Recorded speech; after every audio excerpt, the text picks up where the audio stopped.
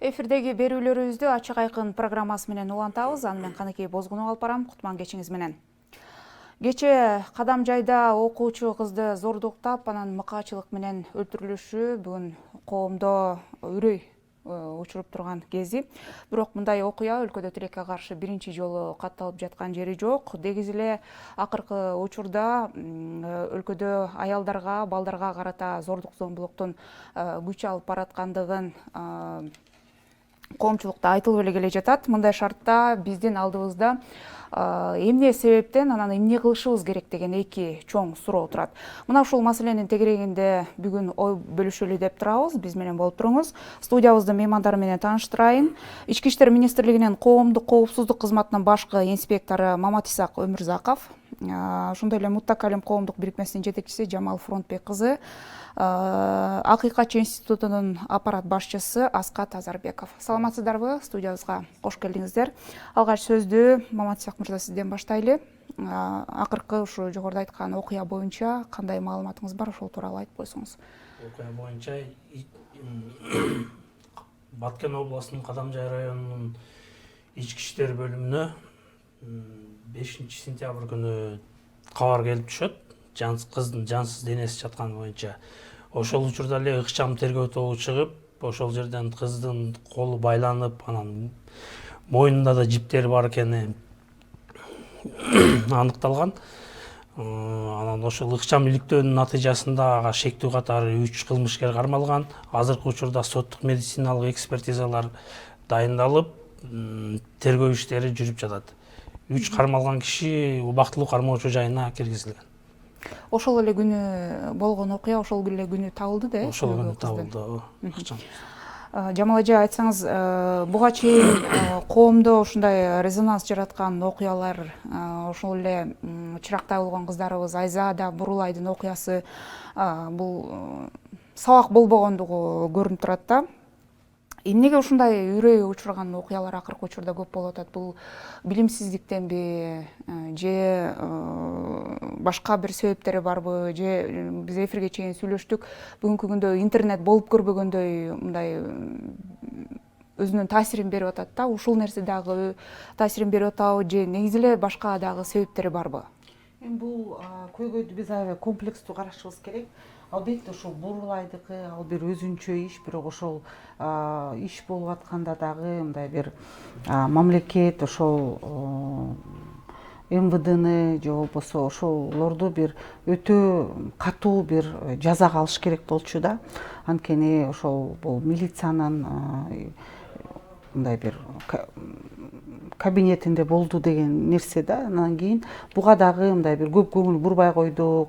Анан мындай бир андан кийин дагы бир сабак болуш үчүн дагы биз көп иш-чараларды да өткөзгөн жокпуз да.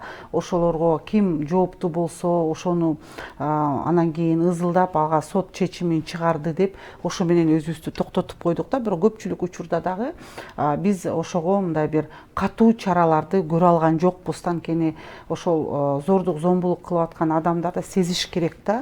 Мен ушул ишти кылсам, мага ушул чара болот деп. Мен ушуга жооптумун деп. Анан кийин ошол ички иштер министрлиги дагы ошол кызматка келип аткандан кийин ал дагы жообун тартыш керек. Ошону бир өтө бир мындай бир дыкаттык менен ошол адам дүркүрөй турган бир аларды жоопко тартыш керек болчу да. Экинчи маселе бул кыз боюнча айтсак, албетте ошол динде дагы бул үрөйдү учура турган бир нерсе болуп атат да. Бул биз комплекстүү дегенибиз ошол тарбиясы эмнеге барып атат, эмне себептен ушундай зордук зомбулук көп болуп атат. Биз айтабыз ошол интернетке чыгып анан мындай бир элдер ошондон үйрөнүп атат. Мен айтар элем, мүмкүн биз ошол тескерисинче ошол зордук зомбулукту чыгарып, мындай бир ар бир көйгөйдү чыгарып, эл билип, резонанстуу болгону дагы бул көйгөйдү чечкенге бир мүмкүнчүлүк бизге түзүлөбү. Анткени адамдар азыркы учурда коркпой ар бир көйгөйдү жазып чыгара баштады да. Мүмкүн буга дагы ошол ички иштер министрлик, жергиликтүү ошол жакта иштеп аткан мамлекеттин кызматкерлери дагы өтө бир көңүл буруп, муну бир изилдеш керек да, өзүнүн участогунда ким болуп атат, кандай көйгөй болуп атат, эмнеге биз билбейбиз ошол көйгөйлөрдү, эмнеге ошол бир эмес 3 бала зордуктаган алып баратканда эч ким айтпайт, эч ким чалбайт, ошолор ошондой кылмыш кылып аткан эмнеге биз шектенбейбиз, мисалы ошол ички иштер министрлигинин ошол жакта участковыйлары бар, эмнеге билишпейт алар да. Чак түштө болгон окуя. Чак түштө болгон болсо деле ошол адамдар көрсө деле эмнеге биз көңүл бурбайбыз, эмнеге телефон чалбайбыз да. Бул дагы адамдардын дагы мындай бир кайдыгерлиги болуп атат да. Ошол кызды үч эле чоң киши алып баратса, ай балам эмне болду сага, токточу деп бирөө суроо бербейт, же бир классташтар жана кызым тетека барат эле жана биздин классташыбыз деп ата энесине чала койбойт да. Биз ошол нерселерди балдарыбызга, адамдарга үйрөтүшүбүз керек да, кайдыгербиз. Же болбосо автобуста же бир жерде кетип баратса дагы бирөө тийишсе же опузаласа, ал кыз тынмай унчукпайт да. Биз үйрөтүшүбүз керек. Сен кыйкыр, бакыр, телефон чал, аны сүрөткө тарт, дагы бир ошону көрүп калсаң милицияга барып заявление жаз деген, биз адамдардын ошол сезимин ойгото албай атабыз да. Биз эмнегедир эле баарыбыз эле кайдыгербиз, мага тийишпесе болду да. Азыр ушул случайда да биз эмнеге ошол кадам жайды сапырып, ошол 3 баланы да азыр интернетке бүт беттерин жаап чыгарып атат да. Эмнеге бетин жабыш керек? Аны чыгарыш керек, аты жөнүн жазыш керек. Эшматтын баласы Ташмат, ошого кызыңарды бербегиле, ошол айылда мынандай болсун деп, ал адамдарды биз тим эле эч качан унутпагандай кылып айтышыбыз керек да. Жана воротосун жазып койчу эле го, осторожно, злая собака деп. Ошентип ошол адамдар кача турган болуш керек да. Мүмкүн ошондо бул нерсе токтойт. Биз дайыма эле гумандуу болуп, унчукпай, сотту күтөбүз дей беребиз. Мүмкүн буга чейин да алар көп иштерди кылып жүргөн да. Эгерде биз ошол нерсени тыйып койсок, ар бир адам коркот. Мыйзамга баш ийет. Кой, мен ошону кылбайын. Менин кызыма да ошол нерсе келип калат, бул арам нерсе, бумеранг менин неберелериме келет деп өзүнүн акылына тыйыш керек да бул адам. Жогоруда биз айтып атпайбызбы, укук коргоо органдары мындай жакшы иштебей атат деп, Ошол эле учурда мыйзамдар жетиштүү, бирок иштебейт деген буга чейин эле айтылып келген маселелер да. Анан бул жерде биз акыйкатчы институтун мындай кичине мындай көз карандысыз, өз алдынча иш алып барган институт катары карайбыз да. Акыйкатчы институту ушундай учурларда кандай жардам бере аласыздар? Укугуңуздар кайсы жерге чейин жетет? Саламатсыздар, урматтуу телекөрүүчүлөр. Негизинен алгач мен ошо карындашыбыздын ата энесине терең кайгыруу менен көңүл айтам. Сабыр кылыңыздар, ушу кылмышкерлер тийиштүү жазасын алат деп толук ишенем. Анын үстүндө биздин ошо Баткен өкүлчүлүгүбүз бар, Ыйгарым Окут. Ошол өкүлчүлүктөн тийиштүү кызматкер ошо ата энесине жөнөп кетти. Азыркы учурда алардын акыбалы менен таанышып, азыркы учурда жанагы тергөө амалдары, процессуалдык нормалардын туура сакталышы жана ошол иштин аягына чыгышына өбөлгө түшчү иш аракеттерди улантабыз. Бул ушул иш боюнча айта кетели. Эми мен негизинен институт боюнча айта кете турган болсом, ошо Конституциянын 109-беренесине ылайык биз парламент көзөмөл жүргүзөбүз. Негизинен биз аткаруу бийлик орган болбогондон кийин ушу коңгуроо кагып, ушул жерде көйгөйлөр бар, ушул жерде адамдын укугу бузулуп атат, ошол бузууга жол бербестигин жана эгер буза турган болсо, ошол мамлекеттик органдардын кызматкерлери тарабынан бузулган болсо, ошолордун үстүнөн чара көрүүгө, көңүл буруу актыларын жөнөтүүгө укуктуубуз да. Мен эми ал биздин милдеттерден сырткары ушу негизи зор зомбулук көйгөйүнө кичине токтолуп кетейин, эгер уруксат берсеңиздер.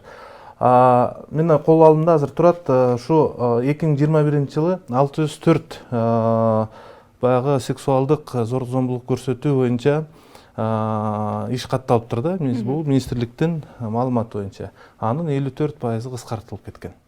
Ошол эле учурда 254 жанагы ала качуу маселеси менен сексуалдык зор зомбулук көрсөтүү, анын 84% кыскарып кетип атат. Бул эмнени билдирип атат? Бул 10 же 20% эмес. Чынында жала жапкандар бар арасында, 5 кол тең эмес, туурабы? Бирок ошол эле учурда 54% же 80ден ашык пайыз деген эмнени билдирет? Бул ошол жеңишинен маселе чечилип, жанагындай маселелер элге, коомчулукка чыгып кетпесин, кошуна колоң билип калбасын, тууган билип калбасын, эртерээк жаап салалы, акчасын алып, башка балким укук коргоо органдарынын таза эмес кызматкерлери бар, алар менен сүйлөшүп иштерди кыскартып, сотко жеткирбей жапкан учурлар. Сотко жеткен учурда дагы анын көбүнчөсү далилденбей жабылып калган учурлар көп кездешет. Анын баарыбыз эле билип турабыз. Бул жерде көйгөй ошондо элди жанагындай ошо механизмдер аркылуу тоскоолдук жаратылып, анан ошол учурда жана кылмышкерлер жоопкерчиликке тартылбай калгандыгын кесепетинен кайра кылмышка барып, кайра кылмышка барганда дагы андан дагы баягы катуураак дейбизби же мындан дагы зөөкүрөөк иштерге барып аткан учурлар байкалып атат да. Бул жазага тартылбай калгандыгына байланыштуу. Бул биринчиден. Анан ошол эле мына карындашыбыз, ошо Баткендеги карындашыбыз боюнча айта турган болсок, бул ошол мигранттардын кызы деп айтылып чыкты маалымат.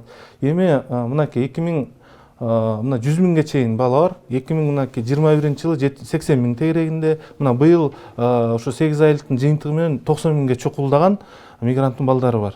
Бул мигранттын балдары туугандарыныкында, бейтааныш кишилердикинде, чоң ата чоң энесиникинде жашашат. Эми бизде жергиликтүү бийлик органдары бар, тийиштүү министрликтери бар, ошол эле мына ички иштер министрлиги, булардын бири-бири менен жакшы иштебеген жана биздин дагы ушул жерде күнөөбүз бар да, алгоритмдерибиз жок. Мынакей өзүңүздөргө маалым болуш керек, президенттин акыркы жарлыгына ылайык ушу балдарга көрсөтүлгөн зорлук зомбулукка кылмышкерлердин жазасын тартуусу күчөтүлдү да.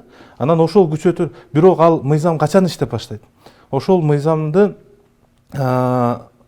алдындагы актылар бар. Актылардын тийиштүү алгоритмдери, механизмдери иштелип чыкканда. Азыркы учурда мисалы бир үй бүлөдө ошо мигранттын баласы калып атат. Ал бала кандай шартта жашап атат, мына подворовой обход кылып атабыз деп атат министрликтер, алардын кызматкерлери жетишсиздик.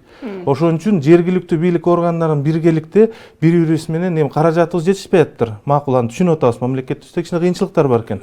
Бирок ошо коомчулукту кошуу менен, жергиликтүү бийлик органдарын кошуу менен, ички иштер министрлиги баарыбыз бири-бирибиз менен байланышкан алгоритм түзүлүш керек. Азыркы алгоритмдер бар, эми алгоритм деп атаган болбойт да, ар бир өзүнүн тийиштүү кайсыл учурда маалыматты бериш керек жана башкалар бар да. Бирок бул жерде түздөн түз жакшы механизм түзүлүш керек, алгоритм түзүлүш керек. Ошол бир үйдө мисалы баңгизат колдонгон же аракеч же болбосо психикалык ооруга баягы жабыркаган эме үй бүлөнүн мүчөсү бар болушу мүмкүн да. Ошол үйгө кала турган болсо, демек ал биз үчүн бир белги бере турган сигнал берчү. Аны менен түздө түз ошол балда психолог келиш керек, же болбосо ошол эле ички иштер министрлигинин кызматкерлери, участковыйлар деп коебуз, алар келип, сен эртең бул кызга же болбосо жаш өспүрүмгө зорлук зомбулук көрсөтүп калсаң, мына 25 жылдан өмүр бою өмүр жазасына душар болосуң деген иштер алып барылыш керек да. Эми мен дагы бир нерсе токтолуп кетким келип атат. Мисалы, мынакей интернет булактарын айтып атасыз. Бизге түшкөн арыздардан сырткары, мына быйыл эле 8 айдын жыйынтыгы менен интернет булактарына деги эле балдардын үстүнөн зорлук зомбулуктар көрсөтүлгөндөрүн биз мониторинг этип, ар бирине ыкчам аракеттерди жана контроль жүргүзгөнгө аракет кылабыз да. Мынакей баарын атайын тизмелеп чыктык. Азыр жөн эле ачык булактардан жана социалдык тармактардан алган маалыматтарга ылайык 33 ушундай кайрылуу дейбизби же маалымат дейбизби 33 факты боюнча иш алып барып келатабыз азыр. Эми бул эмнени билдирип атат? Бул статистиканы ала турган болсок, мынакей деги эле балдардын үстүнөн зорлук зомбулукту эми сексуалдык дагы жактан сырткары да айта турган болсок, мына ошол эле министрликке кайрылгандарды 500 катталып атса, былтыр 200, экисе көбөйүп атат деген. Бизге келип түшкөн кайрылуулардын саны 30%га көбөйүп атат. Бул жылкынын статистикасын ала турган болсок, бул жыл мына 2022 Демек, укук коргоо органдарына болгон ишенимдин аздыгы болуп атат да, бул жарандар арасында. Эми биз көрүп эле атпайбызбы, мисалы сөзсүз Назира Айтбекованын мисалы чыгарып аткан маалыматтарын мүмкүн иштешип аткан чыгарсыздар, алар берген маалыматтар боюнча дагы эмне себептен ага кайрылып атат деген маселеде, эмнеге укук коргоо органдарына кайрылбайт деген. Мен акыркы сөзүмө, бул ошол мамлекеттик органдарга, ошонун ичинде укук коргоо органдарына ишенбөөчүлүк, бул коомдун мындайча айтканда ачык эле протести, ишенбөөчүлүк көрсөтүп атат. Анткени үчүн ошол эле сексуалдык ыдык көрсөтүү маселелери боюнча барып кайрылса эмне болмок эле. Мына мен өзүм факты кээ бир айрым кызматкер 5 кол тең эмес, жакшы кызматкерлер да бар. Бирок ошондой көп нерсе кээ бир учурларда кезиккен учурлар, эмне болмок эле, ала албайсыңбы? Мисалы да, ыдык көрсөтүп койсочу, эмне болмок эле, кармалап коюптур. Ал эртең күнү психикалык кандай жаракаттарга алып келип атканы менен көңүл бурулган жок. Ошон үчүн коомчулуктун укук коргоо органдарына ишенбөөчүлүгү арбып бараткандыгы ушу менен далилденип жатат. Бирок жакшы аракеттер болуп атат. Мында атап өтүш керек, эми өзүлөрү атап өтөт го. Ооба, статистиканы сурайын деп атам, жогоруда Аскат мырза айтып атпайбы? Мисалы бизге кайрылгандар көп болуп атат, же болбосо зордук зомбулук ошо аялдарга, балдарга карата зордук зомбулук көбөйүп баратканын бардык эле жерде айтылып атат да. Статистика кандай? Былтыркы жылдарга салыштырмалуу айтасызбы же кандай айтып бересиз? Ички иштер министрлиги азыркы санариптештирилген багытта иш алып барып атабыз. Анан бардык жерлерде тийиштүү окутууларды өткөрүп атабыз, методикалык пособияларды иштеп чыктык. Зомбулукка кабылган балдар менен, аялдар менен жана эркектер да келет бизге, ошолор менен кандай мамиле кылыш керек, канткенде алардын психикасына катуу тийбейт.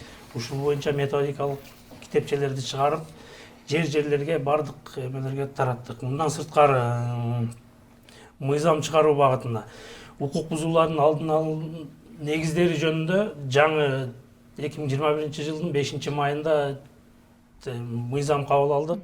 Мыйзамдын автору Ички иштер министрлигинен сунушталып, ал жака көптөгөн укук коргоо эмелер, укук коргоочулардан баарынан катышып, ошо биргеликте мыйзам иштеп чыктык.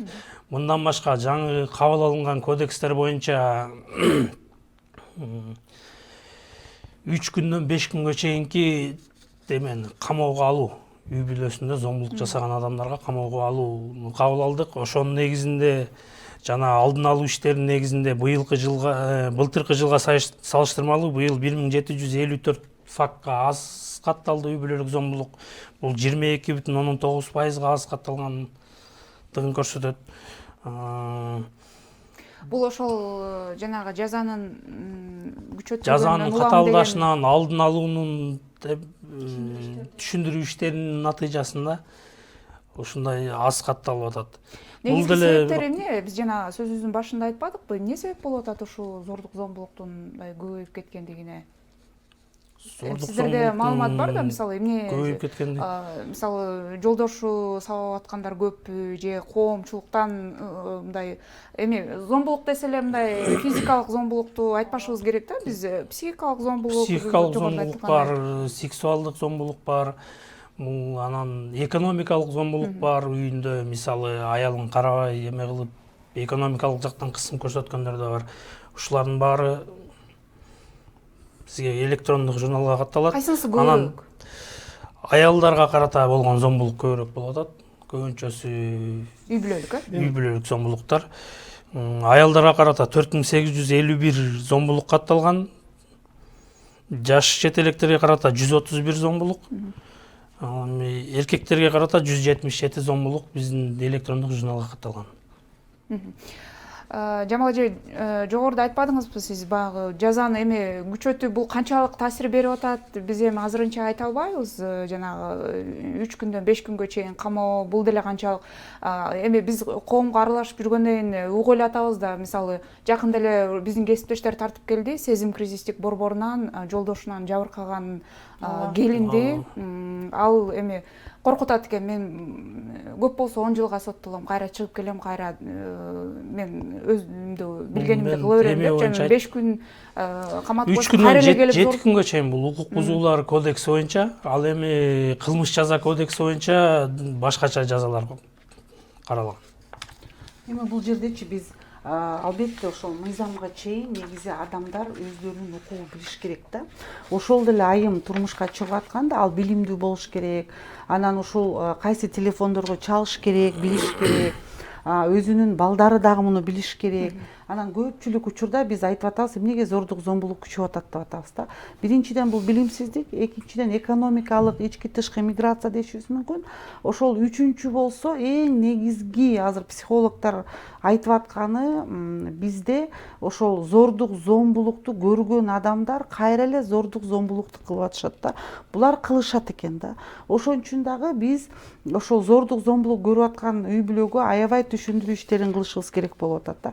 Өз өзгөчө ошол айымдарга деле суроо берсең, мисалы күйөөң сабайт, эмнеге жашайсың десе, балдарым үчүн жашайм дейт да. Албетте ал ошол балдар үчүн ошондой психикалык түшүндүрө берет да, мен силер үчүн жашап атам. Бирок негизинде ал эмес да, ал өзүнүн алсыздыгы, билими жоктугу, өзүнүн оокатын кылып кете албайт. Анан ошол зордук зомбулукка чыдайт да. Анан кийинкисинде ал ошол зордук зомбулук кылган адамды жакшы көрө баштайт экен да, коркконунан, психиканын негизинде.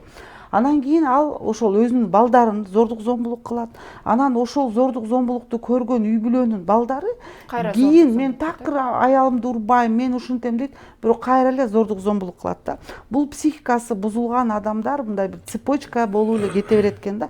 Ошон үчүн биз үй бүлөлөрдү дагы ошо куруп атканда, турмушка чыгып атканда, ошо зордук зомбулук жок жашаганга аракет кылгыла. Эмне кылыш керек? Албетте мыйзамдар бар, бирок ошол эч ким, мисалы Кыргызстанда 80% арыз жазбайт аялдар. Таяк жейт, уят дейт, ыйлап кайра экинчи көзүн көгөртүп жашай берет да. Бирок жок, мен өзүмдү жакшы көрөйүн, мен зордук зомбулук менен жашабайм, балдарымдын психикасы болот, мен өзүм ошондой кылайын деген айымдар өзүнө ишенген жок болуп атат да. Ошолдой эле дайыма эле аялдар, статистика көп болуп атат, үйүндөгү инвалидтерди сабап аткандар, андан көп. Же болбосо азыр ошол ички иштерге түшкөнгө чейин ошо зордук зомбулукту 2 жыл зордуктап жүргөн, 4 жыл зордуктап жүргөн, же ошондой деп аябай айтабыз го. Кошуналар билет да, аны сабап атканын, уруп аткан, далбаланып бакырып атканын. 2 жыл мурун мисалы ошол Ошто бир квартирада жашап аткан баласын сабап өлтүрүп койду го 13 жаштагы. Кошуналардын баары угушуптур да, милиция деле чакырышыптыр. Анан кайра эле ата бала жакшы болуп кетет дейбиз да. Бирок ушул жерде биз мындай кардинально иштеп, өтө эле гуманный боло бербей, ошо баланын коопсуздугу үчүн эмне кылыш керек? Ошол системаларды иштеп чыгышыбыз керек да. Аялды, мисалы үчүн, биз азыр кризисный центрлер көп болуп атат да, бирок аябай ичинде орун аз да. Көп болсо 15 күн боло алат. Максимум 1 ай боло алат. Анан алар бага албайт аны. Анан балдары менен бага албайт. Албетте ал аялдар айтат, андан баргыча лучше күйөөм менен таяк жеп жашайын дейт да. Бирок ошол кризистик борборлорду биз күчөтсөк, мамлекет аларга кичинекей акча бөлбөй, чоң акчаларды бөлүп, атайын бир аларга бир жакшы шарттарды түзүп, алар ошол жакта жашап атканда бир кесип алып, жумуш таап, жашай турган жерин бере турган болсокчу, аялдар көпчүлүк айтат, кой мен зордук зомбулукка жашабайм дейт. Бирок биз көп эле тренинг өткөндө мага айымдар айтышты да, ооба туура силер мен укугумду үйрөттүңөр, СИДОну үйрөттүңөр, Пекин плюс 5-ти үйрөттүңөр, ар бир статьяны мен билем дейт. Бирок мени келип кайненем, мен сага акча бербейм, сенин төркүнүң жаман десе, мен билем дейт, бул мага психологиялык, экономикалык жактан мага давление кылып атат. Күйөөм келип уруп атса, билем дейт, бул мага физикалык жактан мени уруп атат, сен ушул статьясы менен соттолмоксуң деп. Бирок кыла албайм дейт, анткени мен каяка барам, кимге ишенем дейт. Биздики мындай 15 күнгө эптеп кылып беребиз, бирок ошондон улап кете турган эч бир жардам болбой атат да айымдаргачы. Ошол эле балдарына, аялдарга жумуш таап берип, башка районго көчүп келсе школ кылып бергенге, мисалы да. Экинчи маселе, биякта менин коллегаларым айткандай, ошол адамдар милицияларга да ишенбей атат да, жазбай атат. Неге булар ошол Айтбекова жазып атат, бизге жазып атат, Анжеликага, дагы ким элдин баарына жазып атышат, бирок эмнеге укук органдарынан жазбайт? Анткени ал 1 айылда жашайт. Ал кайниси болот, кайнагасы болот, күйөөсүнүн тууганы болот, кошуна болот, айтып коет дейт. Уялат, эртең эмне болот деп, ошол сезим турат аныкы. Эртең дагы таяк жейм мен дейт да.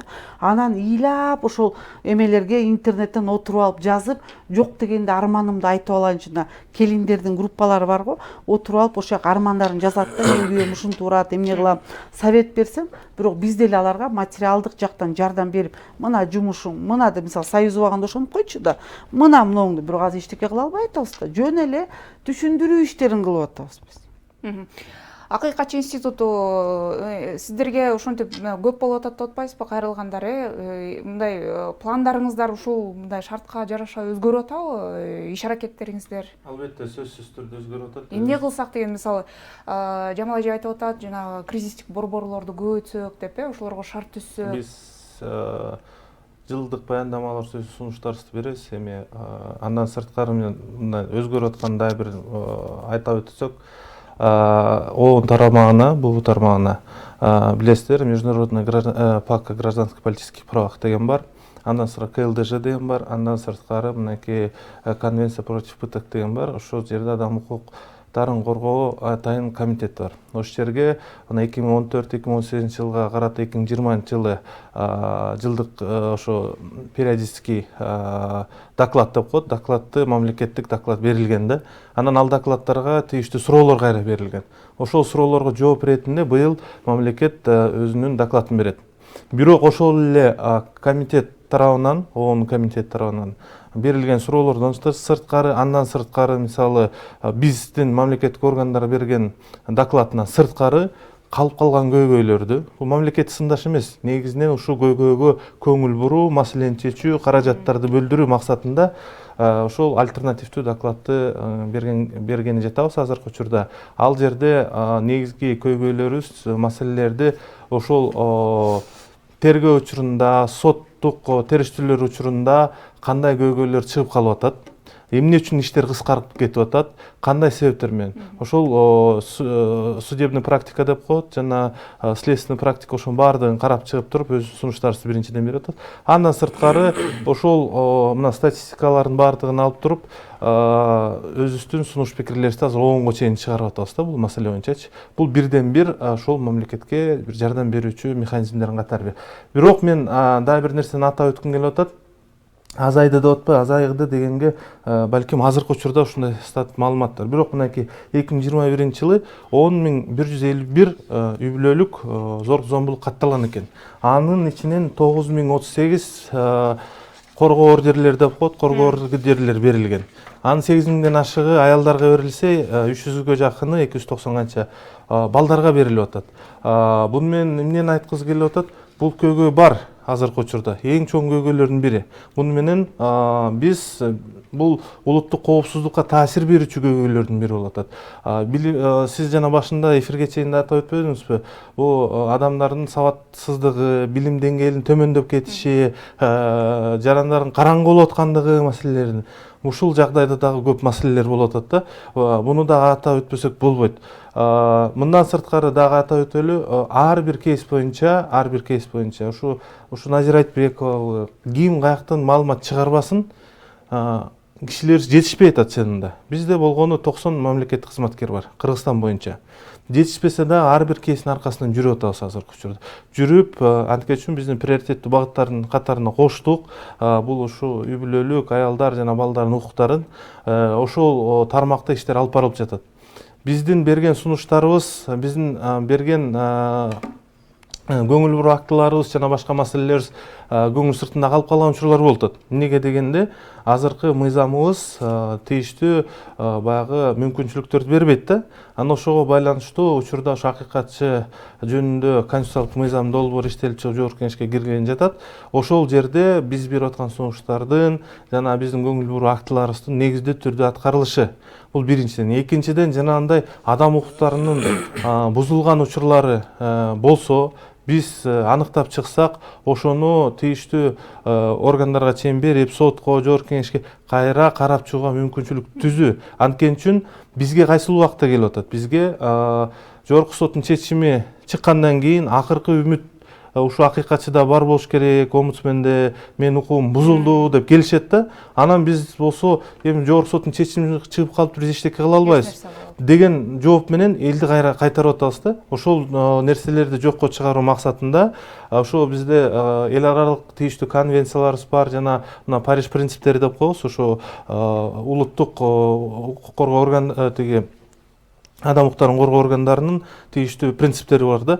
Ошо Париж принциптери, андан сырткары Белград принциптери бар, андан сырткары Венециянын принциптери бар. Ошол принциптерге ылайыкташтырылып, биз ошо эл аралык тийиштүү нормаларга ылайык келген институт катары азыр ушу иштерибизди улантсак, сөзсүз түрдө жакын арада ушул эле ички иштер министрлигине берип аткан сунуштарыбыздын аткарылышына жакшы өбөлгө түзүп берет. Жана башка деги эле мамлекеттик органдарда болуп аткан көрүнүштөргө адамдыктарыбыз натыйжа берет деп ишенебиз. Биз жана программабызды баштаганда эле айтпадыкпы, маалыматтын жоктугу деп Жамал эже айтты. Катуу жаза берилбегендиктен элде ушундай катуу жазалык экен деген маалыматтын жетпей аткандыгынан коркунуч сезими болбогондуктан жанагындай жаш өспүрүм балдар, жаштар ушундай кадамдарга барып атат депчи. Азыр сиз айта кетсеңиз, бизде кандай жазалар бар ушундай, мисалы, зордуктоо, Мисалы кечээки болгон окуяга мисалы канча жылга чейин кандай жаза каралат?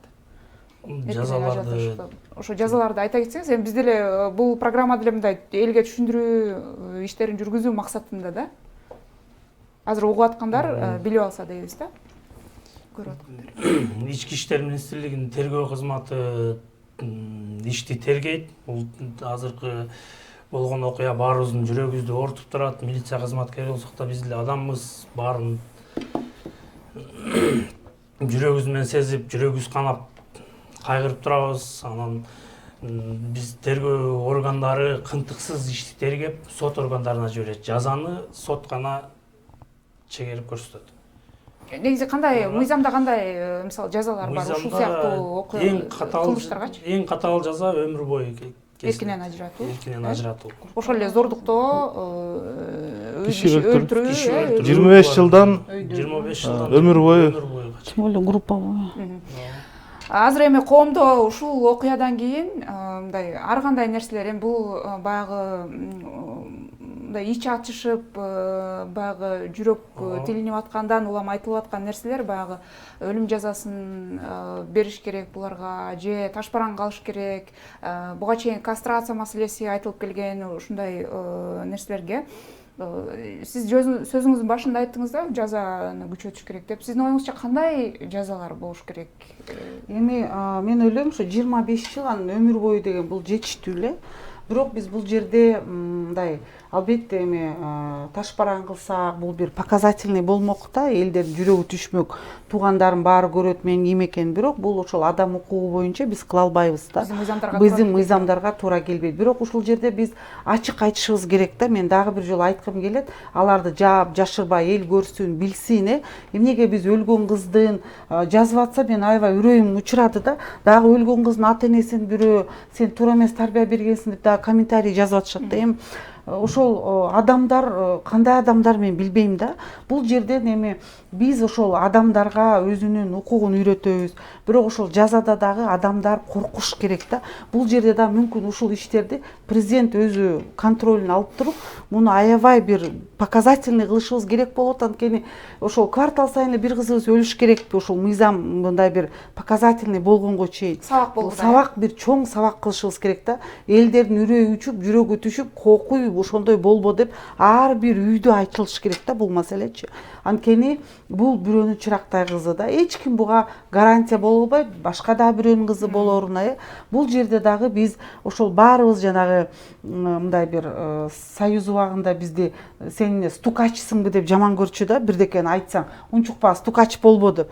Биз тескерисинче баарыбыз ошондой бир жеткизүүчү болушубуз керек болуп атат да. Биякта менин коллегаларым айтып аткандай, ошол булардын может көрбөй калышат, бирок ар бирөөбүз ошол видеого тартып, көргөзүп, ошол участковыйга же болбосо сайттарга грузить этсек, адамдар көрөт да. Анан ошого реакция кылышат да. Азыр ошол интернеттин заманы болгондон эле баары эле тегать этип койсоң эле ошол министр өзү биринчи окуйт, президент окуйт да.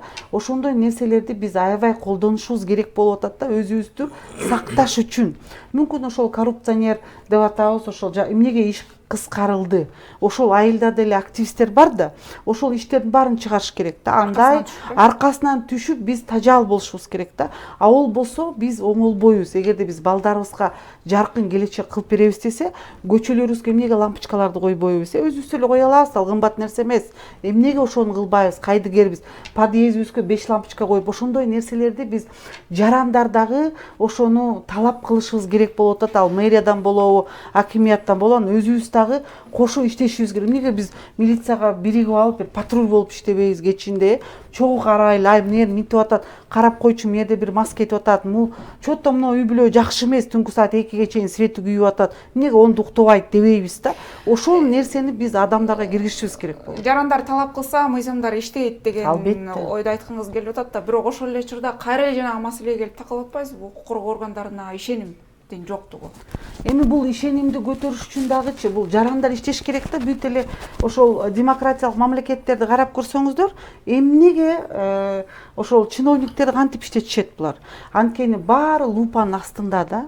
Мисалы үчүн бүгүн эле ошол сөз болду Советте, ошол эки эл ички иштер министрлигинде өздөрүнүн бюджети прозрачный болбой атат деп, ошол прессага бүт баардык жакка чыкпайт. Булар каяка эмне акча кетип атканын, өзгөчө жанагы бир иш чара уюштурганда, мисалы үчүн бир следственный болгондо ошол эле зордук зомбулукка кабылып аткан үй бүлөгө атайын бир квартира же үй чечилип бергенге бюджетте бөлүнөт деп атат. Бирок биз билбейбиз дейт канча акча бөлүнөт да. Демек ошол акчанын баарын биз ачык айтсак, анан элдер айтып баштайт да, муну туура эмес колдонуп атасың, могу акча каякта деп.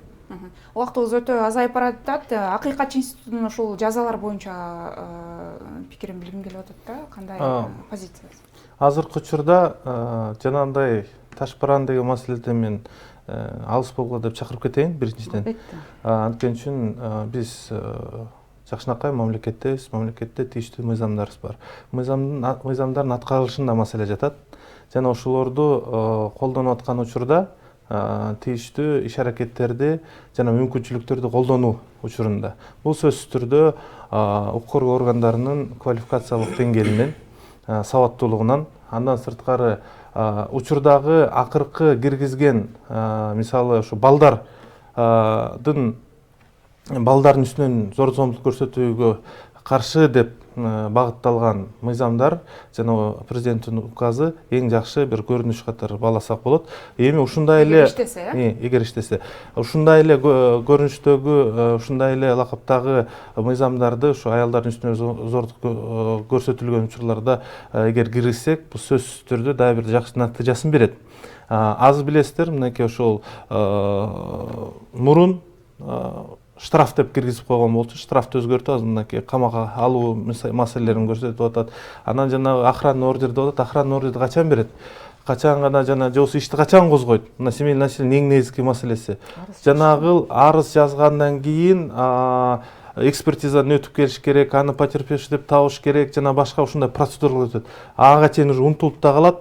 Я койчу эч кандай жыйынтык чыкпайт экен деген элдин үмүтү да үзүлүп калат да.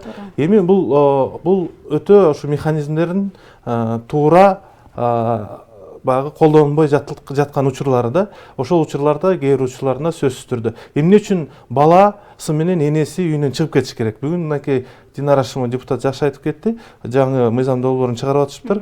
Эмне үчүн бала чыгып кетиш керек? Ошо ур токмо калып аткан атасы эмес, ошол аял кетип калыш керек дагы, жумушун издеп, ачка калып, балдарын ар кайсы жака темселетип. Балдар калсын, атасын чыгарып койсун, эгер сабап атса. Атасын четтетип койсун, жакындабасын деген мисалы да. Ушундай жакшынакай бир сунуштарды. Аял алсыз болуп атпайбы ошол жерде? Укук коргоо органдары жардам бериш керек да? Сөзсүз түрдө мен ошого айтып келатам да, укук коргоо органдары, иштебей жатса, прокуратура иштеши керек. Алар иштебей жатса, биз иштешибиз керек. Бул биздин да кемчилик, буну мойнубузга алышыбыз керек. Ачык айтышыбыз керек. Акыйкатчы институту жетишерлик деңгээлде демек иш алып барбай жатат деп. Буну биз мойнубузга алып айтышыбыз керек. Биздин дагы моралдык жоопкерчилигибиз бар жана карындашыбыздын өлүмүнө. Бул биз маалыматты жеткирбей жаткандыгыбыз да болуп атат. Ошон үчүн ал эми мен жантан айтпай жаттым эле, азыр айтканга туура келип атат. Ошол жерде укук коргоо органдарынын, ошол эле милициянын баягы участковый бар. Ошол эле райондук ички иштер бөлүмү бар. Алар деген баягы кылмышкердин портретин түзүп, ошол жердеги алдын алуу иштерин алып барып, кайсыл жаран кылмышка шектүү болуп калышы ыктымал деген иштерди алып барып, алдын ала иштерди алып барыш керек эле да. Мынакей азыр маалымат жок.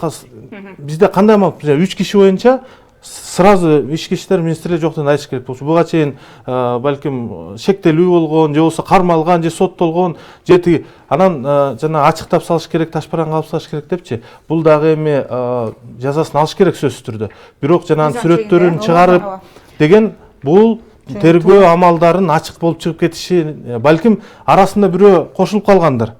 Балким 4-киши бардыр. 3 эле эмес. Балким 5-киши зоруктап койгондур. Ошондой мындай баягы этият мамиле кылышыбыз керек да ар бир сөздү айтып атканда. Рахмат, урматтуу коноктор. Бизге бөлүнгөн убакыт соңуна келип калды. Эми бул маселени 40 мүнөттүн ичине батырып талкуулоо мүмкүн эмес экен. Сиздерге убактыңыздарды бөлүп келип бергениңиздер үчүн ыраазычылык билдирем. Ишиңиздерге ийгиликтерди каалайбыз. Албетте бул окуянын аркасы мыйзам чегинде бир жакшы жагына чечилет деген ойдобуз. Ушуну менен программабызды жыйынтыктайлы. Аны мен Каныкей Бозгун алып бардым. Саламатта туруңуз.